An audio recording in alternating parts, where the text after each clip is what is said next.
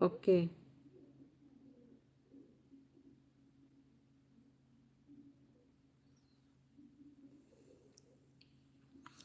অনেকক্ষণ ধরে সহ্য করেছি, আর টলারেট করতে পারছি না। হাই দাস, নমস্কার, আমি নিপা সাহা তোমাকে বলছি। দাস,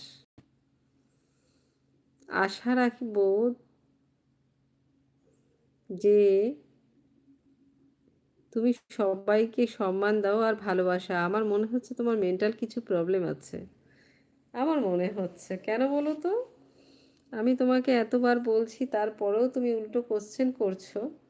তোমাকে একটা কথা বলি, কেউ ভালোবাসলে, সম্মান দিলে সেটা রাখার চেষ্টা করো।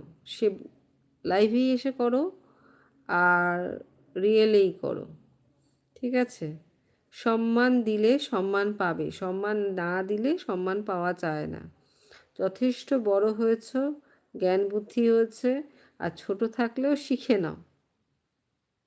কারোর লাইভে ঢুকে বাহ্যিকভাবে কথা বলাটা, ওটা খুব একটা, আমার মনেই হচ্ছে না যে তুমি একটা শিক্ষিত পার্সেন্ট।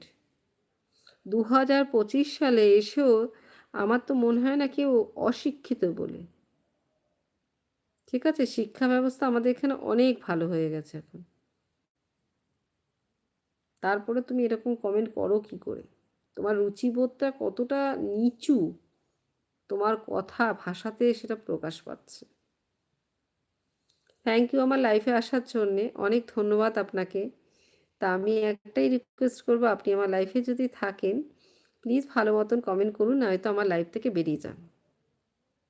আমার অনেক বন্ধুরা আছে যারা খুব ভালো, ভীষণ ভালো, তাদের সঙ্গে কথা বলে আমি খুব আনন্দ পাই। আপনার সাথে কথা বলে আমি কোনো আনন্দ পাচ্ছি না।